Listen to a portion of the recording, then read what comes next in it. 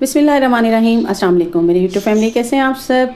उम्मीद करती हूँ कि आप सब खैरियत से होंगे। आमीन सुम्मा आमीन। जी तो फ्रेंड्स, आज फिर लेकर आई हूँ बहुत ही छोटे छोटे से हैक्स, छोटे छोटे से टोटके, जिस पर अमल करके आप अपनी लाइफ को बना सकते हैं बहुत ज़्यादा ईजी।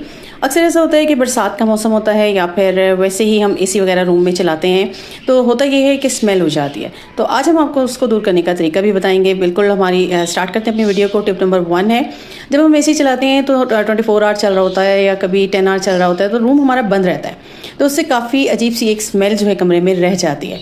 और क्योंकि हम कंबल वगैरह भी ले रहे होते हैं और फिर जाहिर सी बात है नमी की वजह से एक स्मेल आ जाती है। तो उसको दूर करने के लिए हमने क्या करना है कि यहाँ सिंपली हमने ले लिया है एक बाउल में पानी, और पानी लेके मैंने इसमें तकरीबन 4 से 5 टेबलस्पून जितना कोई भी आप टेल्कम पाउडर ले लें। यहाँ पे मैंने तिब्बत पाउडर ले लिया है क्योंकि ये मुझे इसकी स्मेल कुछ ठीक लगती है, वरना मैं और परफ्यूम वगैरह या इसकी स्मेल से मुझे एलर्जी होती है। तो फिर मैंने इसको ले लिया और इसको मैंने अच्छे से मिक्स कर लिया। आप कोई भी पाउडर ले लीजिएगा और उसको मिक्स कर लें अच्छे से, और उसके बाद इस तरह की एक प्लास्टिक बॉटल ले लें और उसके अंदर डाल लें इसको, और ऊपर से लगा दें आप एक स्प्रेयर।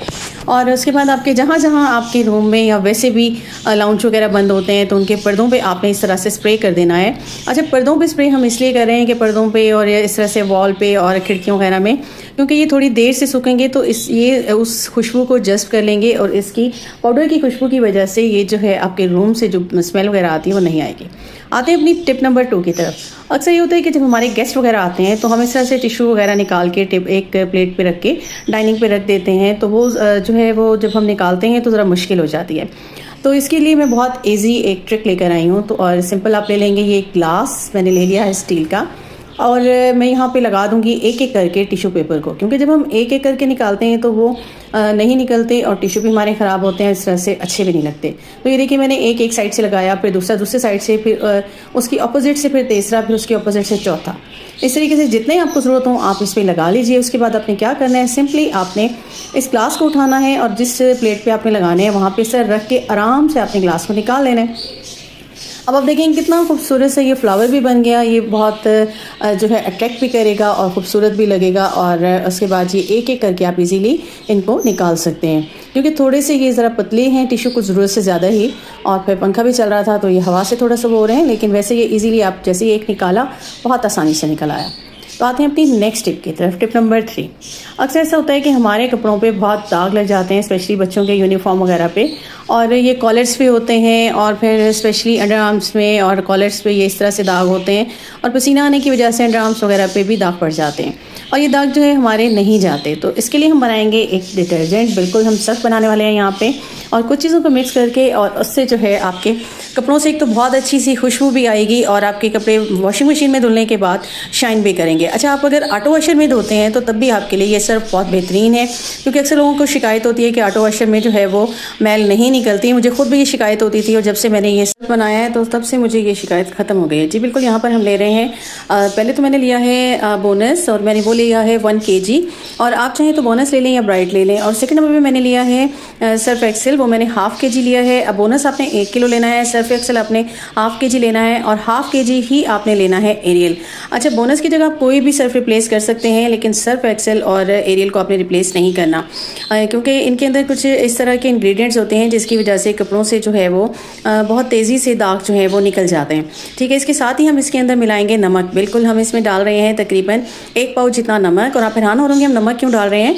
नमक एक तो जो है आपके कपड़ों के दाग धब्बों को दूर करेगा, मैल को काटेगा, और सेकंड ये होता है कि अक्सर स्याही गिर जाती है या इंक के दाग होते हैं वो नहीं जाते, और वो इससे चले जाएंगे, और इसके साथ ही कपड़ों में जो है एक ज़बरदस्त किस्म की शाइन आ जाएगी। तो उसके लिए हम यहाँ पे मिला रहे हैं, और साथ में हम यहाँ पे डालेंगे तकरीबन ½ पाव जितना हमने डाला है बेकिंग सोडा। बिल्कुल, बेकिंग सोडा भी यही काम करेगा कि जब कपड़े मिक्स होके धुलते हैं वॉशिंग में तो वो एक दूसरे के कलर जो है वो एक दूसरे पे आ जाते हैं, जो कि बहुत माइनर से कभी कभी होते हैं। अव्वल तो हम लोग ख्याल करते हैं कि कलर्स वगैरह अलहदा हों और दूसरे कपड़े अलहदा धोएं, तो वो नहीं आएगा, और सेकेंडली आपके कपड़े बिल्कुल ख़राब नहीं होंगे और उनकी चमक धमक जो है वो कायम रहेगी। तो उम्मीद करती हूँ मेरी टिप आपको पसंद आएगी। अब आते हैं हम नेक्स्ट अपनी टिप की तरफ। Tip number 4।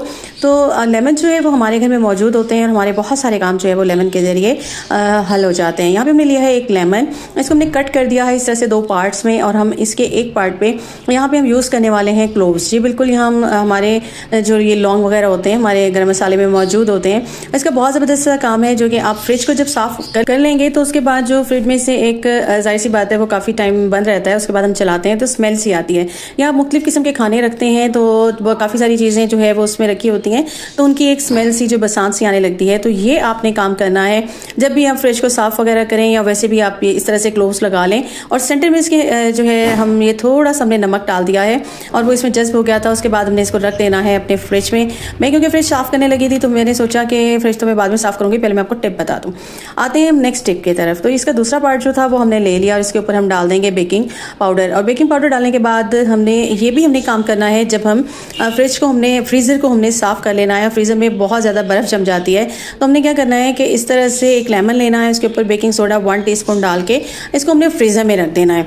तो इससे ये होगा कि आपकी वो जो ढेर बर्फ़ जम जाती है तो वो इंशाल्लाह नहीं जमेगी और आपके जो है बर्फ़ जो फ्रीज़र जो है वो बिल्कुल जो है वो हो जाएगा नीट एंड क्लीन और बर्फ़ उसमें नहीं आएगी। आते हैं अपनी नेक्स्ट टिप की तरफ। तो हम ले लेते हैं एक और लेमन। और अक्सर ये होता है कि आपके घर में मच्छर वगैरह होते हैं तो आपने क्या करना है कि इसको कट कर लेना है और मक्खियाँ मच्छर से इससे भाग जाएंगी। जी बिल्कुल, आपने कट कर लेना है। इस तरह से एक ले लेनी है मोमबत्ती और उसे सेंटर में एक लेमन के रख देना है और इसके चारों तरफ आपने ये इस तरह से 4 साइड्स पे आपने लगा देनी है तीलियाँ और सेंटर में आपने लगा देने हैं इसके क्लोव्स और थोड़ा सा मीठा सोडा इसके ऊपर डाल देना है और दूसरा पार्ट लेके इसको ऊपर से इस तरह से आपने बना लेना है जिस तरह से ये खुम्बी होती है उसी टाइप से। अब आपने क्या करना है कि रात को इसको जो है आपने रख देना है और इसको आपने जला देना है और फिर जहाँ आसपास जो है वो मच्छर वगैरह होंगे वो नहीं आएंगे। तो कैसी लगी आपको मेरी टिप्स मुझे ज़रूर बताइएगा। मेरे चैनल को सब्सक्राइब कर दीजिएगा। अल्लाह हाफ़िज़।